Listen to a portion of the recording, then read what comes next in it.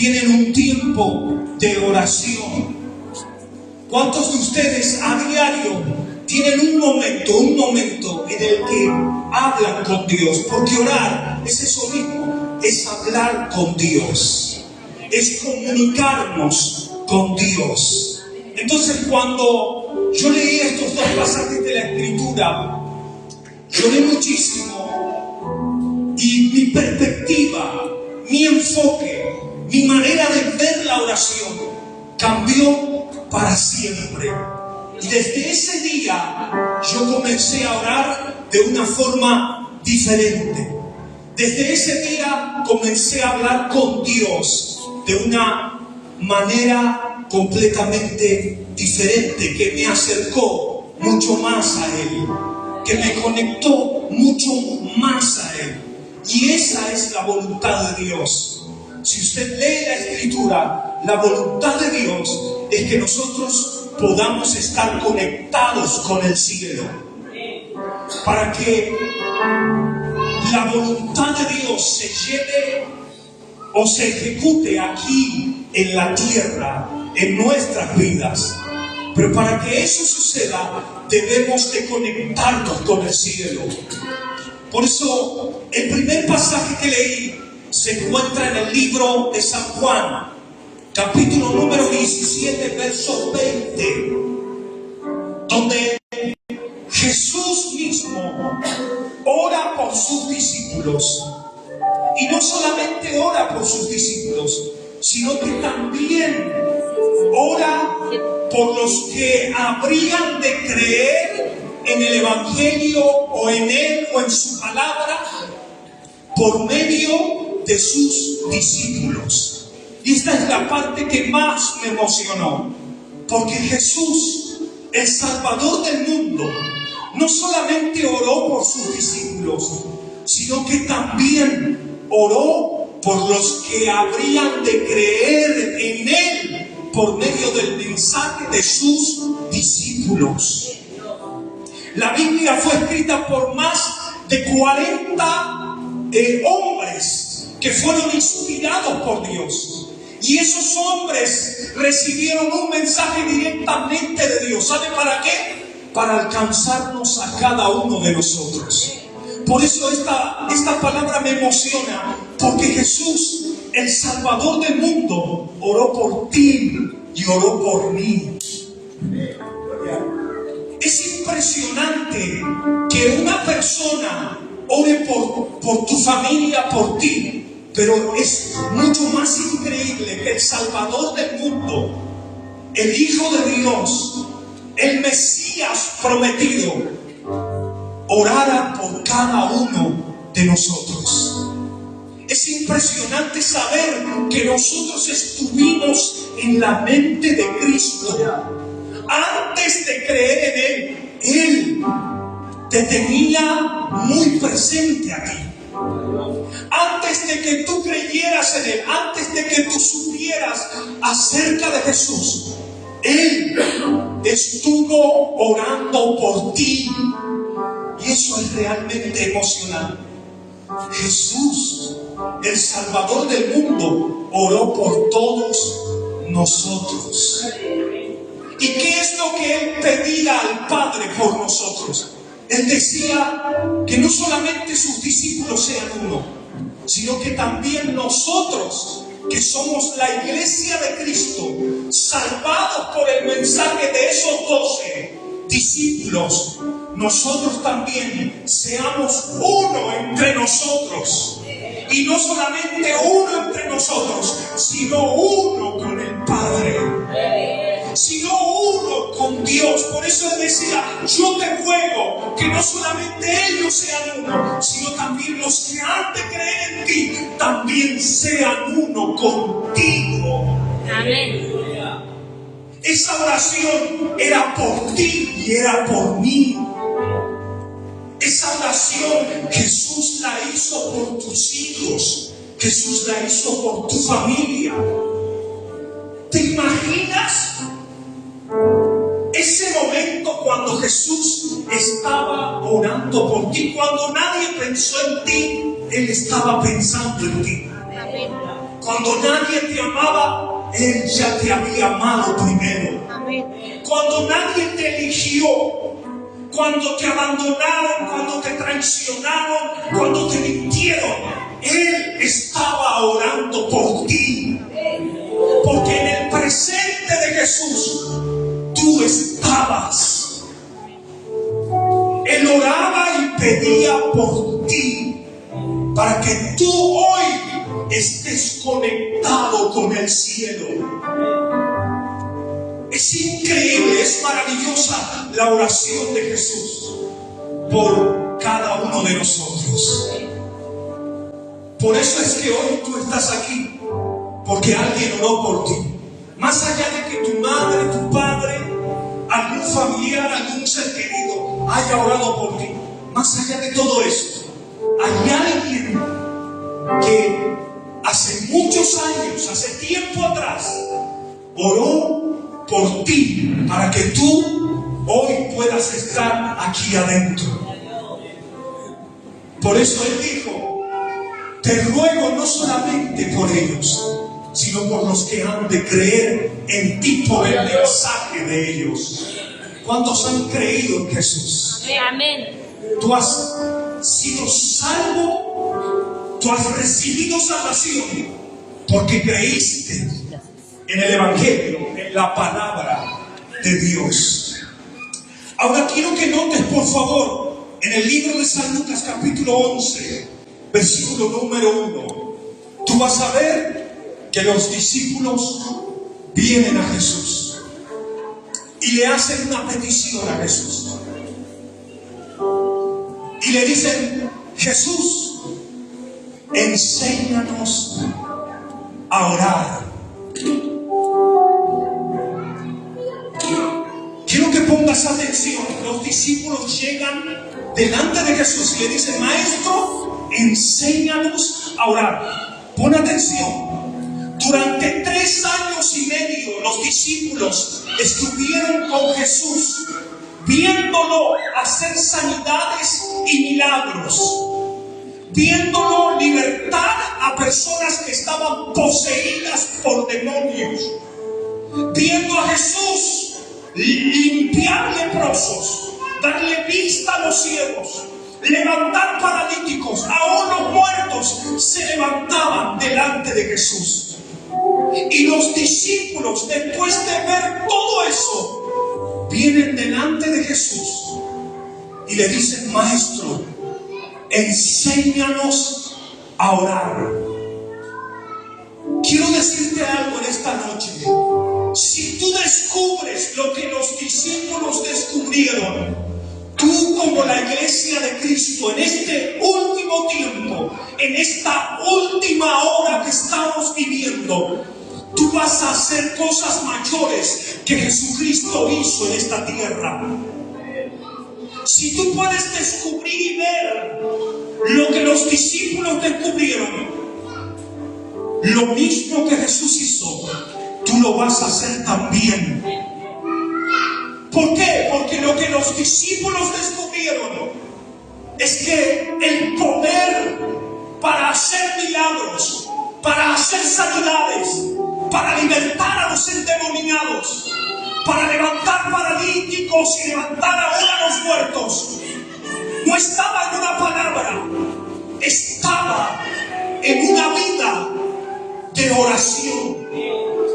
Por eso es que ellos van delante de Jesús y después de ver tantos milagros, ellos no le dicen: Maestro, enséñanos a hacer milagros, enséñanos a hacer sanidades, enséñanos a libertar a los endemoniados. No, ellos no le piden eso. Ellos le piden a Jesús que les enseñe a orar. ¿Sabes por qué? Porque el secreto de los milagros estaba en la vida de oración que Jesús tenía. Amén. El secreto de los milagros y de las sanidades y de las liberaciones estaba en la intimidad, en la unión que Él tenía con el Padre. Amén. Él estaba conectado con el Padre. Es más, los discípulos vieron que Jesús, antes de comenzar el día, Él estaba orando.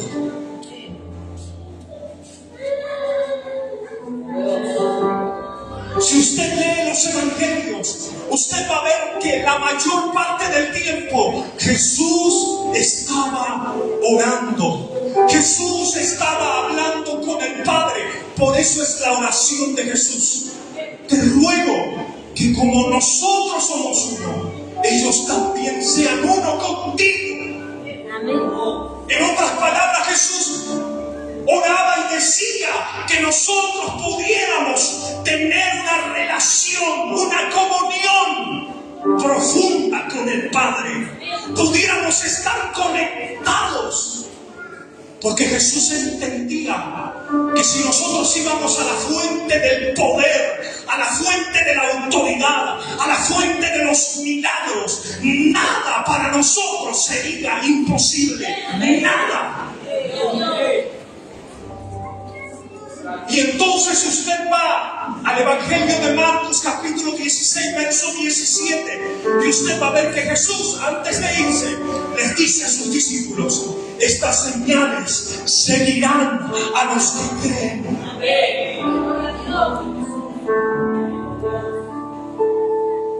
¿Sabe por qué? Porque la fe se cultiva por medio de la oración. Más oración, más fe. Si no hay oración, jamás podrás tener fe. Es más, la gente que no tiene fe es la gente que no ora. Pero Jesús dijo: estas señales seguirán a los que creen. ¿Qué es creer? Creer es tener fe. ¿Qué es tener fe? Fe es tener confianza. ¿Qué es tener confianza? Tener confianza es estar seguro. ¿Qué es seguridad? ¿Cuál es la definición de la palabra seguridad? Hebreos capítulo 11, verso 1. Es pues la seguridad, la certeza de lo que se espera, la convicción de lo que no se ve. Eso es fe. Eso es tener fe, es tener la certeza de lo que espero, la convicción de lo que no puedo ver. Pero sé que está ahí. Ahora, ¿cuál es la definición de la certeza de lo que espero, de la convicción de lo que no se ve? ¿Cómo se llama eso? Eso se llama un sueño. Eso se llama una meta. Eso se llama un proyecto. Eso se llama una visión, una misión. Eso es la certeza de lo que espero, la convicción de lo que no se ve. Es un futuro, es un destino. Eso es tener fe. Amén. Por eso es que la gente que no tiene fe no tiene un futuro, no tiene un norte de Dios. No sabe qué hacer con su vida, no sabe para qué vive, no sabe para qué está en esta tierra. Pero cuando tú te unes con el Padre, entonces en ti se activa la fe. Y entonces ahí es cuando comienzas a soñar. Ahí es cuando comienzas a proyectarte. Ahí es cuando comienzas a tener un futuro, un destino. Y cuando tú tienes un destino, cuando tú tienes un futuro, déjame decirte algo, tú siempre vas a vivir adelantado a los tiempos. No hay peor cosa que no vivir adelantado a los tiempos. No hay peor cosa que no tener fe. Porque cuando tú no tienes fe, no puedes ver tu destino. No puedes ver quién tú serás de aquí a 10 años. En quién tú te vas a convertir de aquí a 10 años. De aquí a 5 años. ¿Qué es lo que Dios va a hacer contigo de aquí a 1 año? Cuando tú no tienes fe, tú no puedes ver. ¿Por qué? Porque la fe es una visión. La fe es un futuro. La fe es un destino. La fe es un propósito. La fe es vivir adelantado a los tiempos. Ahora, Jesús dice, estas señales seguirán a los que creen. Pero pon atención, porque aquí es donde puede cambiar, si se te ilumina esta palabra, aquí es donde puede cambiar la perspectiva de tu oración. Aquí es donde puede cambiar el enfoque de tu oración. Aquí es donde puede cambiar la manera de ver la oración. Y aquí es donde tú puedes comenzar a orar y a desarrollar una relación con Dios totalmente diferente. Jesús dijo, estas señales seguirán a los que creen.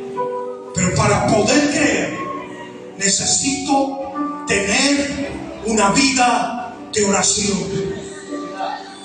Necesito estar conectado con la fuente de mi destino, con la fuente de mi futuro, con la fuente de mi presente, con la fuente de los milagros, de las sanidades.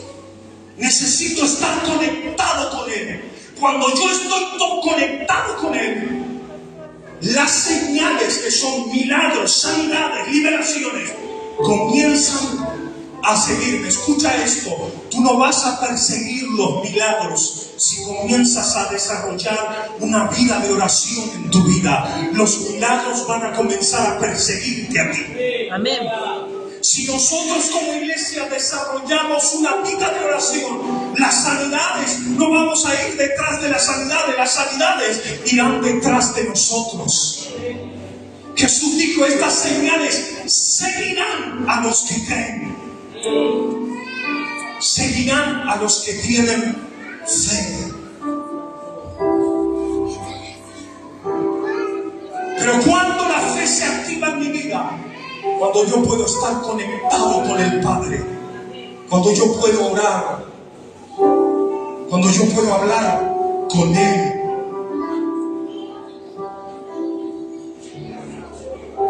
Si nosotros no oramos, no veremos la gloria de Dios jamás.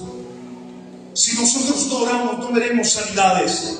Si nosotros no oramos como iglesia, unidos, y en lo íntimo desarrollamos una comunión con Él, no veremos señales. Y déjame decirte algo, las señales están preparadas para la iglesia, están a tu disposición. No importa si eres un muchachito, no importa si eres joven, si eres anciano, no importa la edad que tengas, si tú estás dispuesto a creer, Dios está dispuesto a hacer que las señales te persigan a ti, que los enfermos sean sanados, que los endemoniados sean liberados, que los ciegos puedan ver, que los paralíticos se levanten, que los muertos resuciten. Si tú puedes creer, al que cree, todo es posible. Pero es solamente a través de la oración que nosotros podemos cultivar una vida de fe.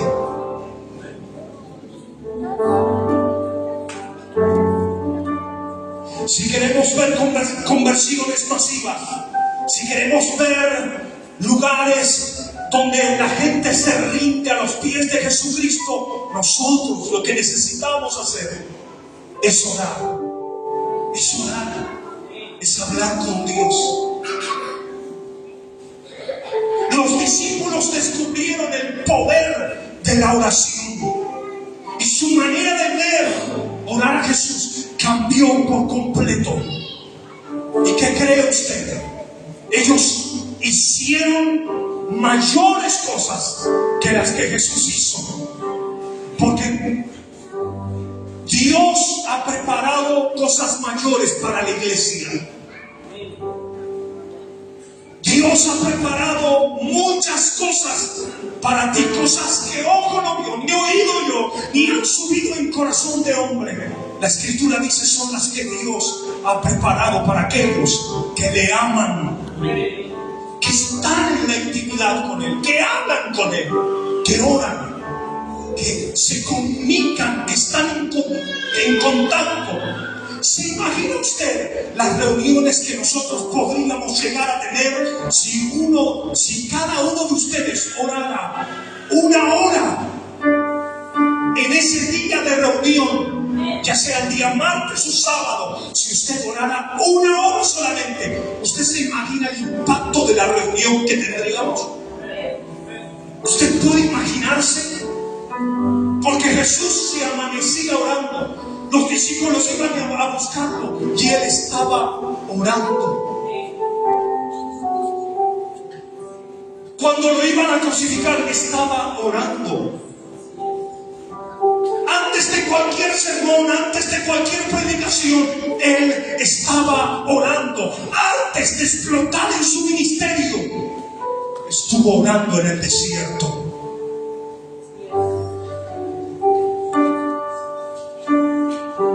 Pero es así de fácil. Claro que no es fácil. No es fácil creer. No siempre es fácil creer. No siempre todos los que estamos aquí creemos. No siempre. No siempre. A veces nos cuesta creer. A veces libramos batallas contra la incredulidad. A veces somos ese Tomás de este tiempo. A veces nos convertimos en el hermano de Tomás. Usted recuerda el pasaje cuando Jesús se le aparece a Tomás y él pareciera ser que hoy en día es el villano, es el malo de la película, es el gran incrédulo, es el hombre que le costaba creer. Pero déjame decirte algo, Tomás, el nombre significa mellizo. Ten cuidado, porque puede ser tu hermano. Porque Tomás no tenía hermanos, pero su nombre significa el mellizo. ¿El mellizo de quién? De alguno de nosotros que estamos aquí.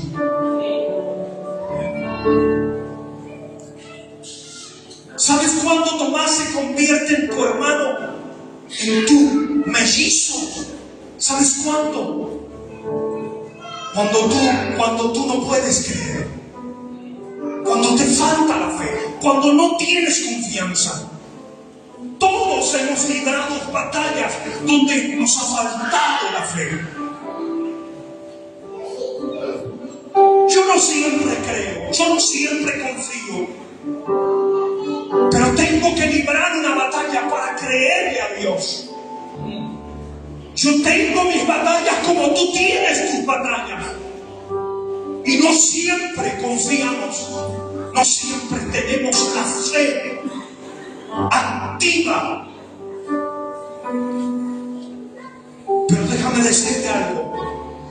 De ti, sí, Dios, por medio de la prueba, puede sacar todo lo malo, todo lo negativo. La incredulidad, la falta de fe, la falta de confianza en su palabra, lo puede manifestar Dios. Pero también, ¿sabes? Dios puede manifestar lo bueno al mismo tiempo en que la duda en ti se manifiesta. Él puede sacar lo bueno. Porque si tú lees la Escritura, dice que Tomás, cuando lo vio al Señor resucitado, él dijo lo que nadie había dicho hasta ese día. Nadie lo había llamado como Tomás lo llamó. Tomás le dijo: Padre mío y Dios mío. Nadie lo había llamado Dios hasta ese día. Pero la revelación, lo bueno de Dios, lo sobrenatural de Dios, se manifestó en el mismo hombre que no tenía fe. En el mismo hombre que le faltaba, le costaba creer. Se manifestó la revelación del reino de Dios en la tierra. Y Tomás le dice: Dios mío. No importa si a veces te cuesta creer, no importa si a veces no tienes tan intacta tu fe y tan viva tu fe. Déjame decirte algo. En el momento de la duda, en el momento donde te cuesta creer, donde te cuesta confiar en la palabra de Dios, Dios estará dispuesto a mostrarte sus manos, a revelarte su palabra, para que pueda salir todo lo bueno, todo lo valioso, todo lo hermoso de dentro de ti y lo puedas manifestar al mundo. Puede que la incredulidad y la duda se manifieste en tu vida, pero también se manifestará la revelación de Dios, también se manifestará la presencia de Dios, también el Espíritu Santo de Dios se sobrepondrá a la duda y el temor que pueda venir sobre tu vida.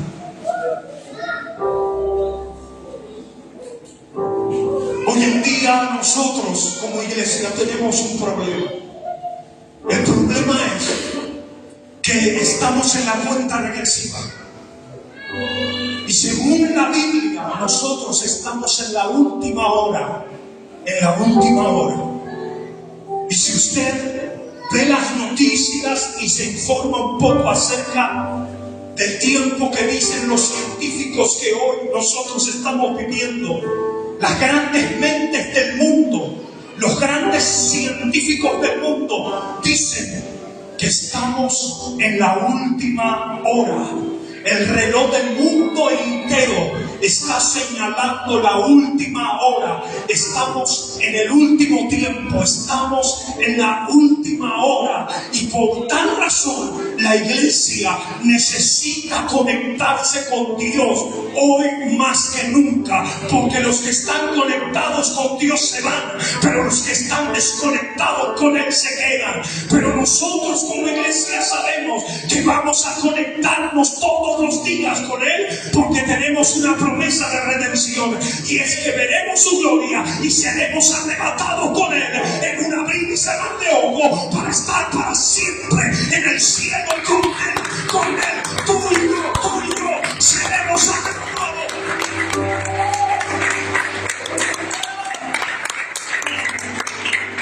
Pero tenemos un problema. El problema que tenemos hoy como iglesia es que tenemos muchas plataformas, muchos púlpitos en diferentes lugares de aquí de Argentina y en otros países de todo el mundo.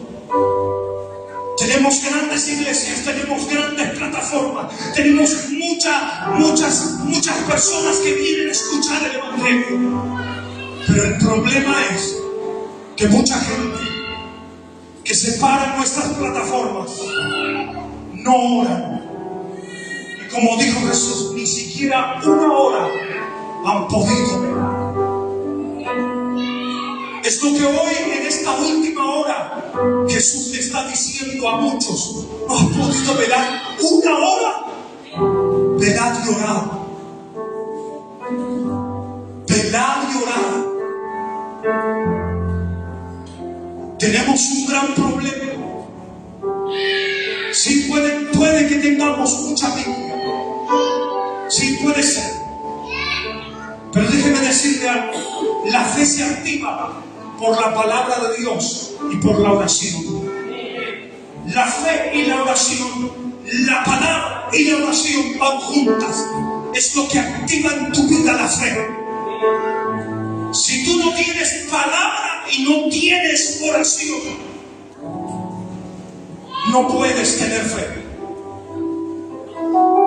Entonces el gran problema que tenemos como iglesia es que muchos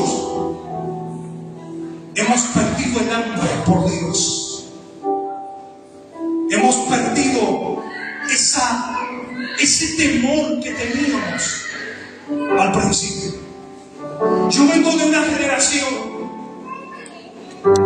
en la que nosotros no podíamos subirnos a un púlpito o una plataforma a predicar si no estábamos antes durante todo el día orando. No podíamos predicar. No podíamos cantar una alabanza si antes no estábamos orando.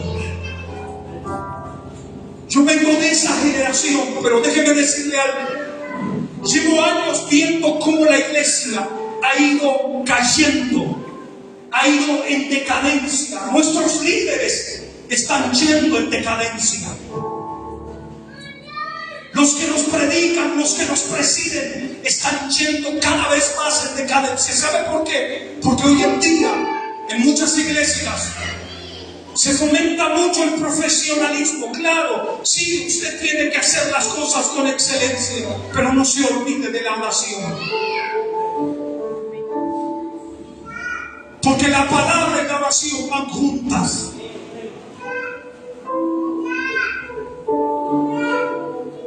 Necesitamos ministerios evangelísticos de fuego. Necesitamos predicadores que nos prediquen la palabra de Dios y que nos hablen inspirados por Dios.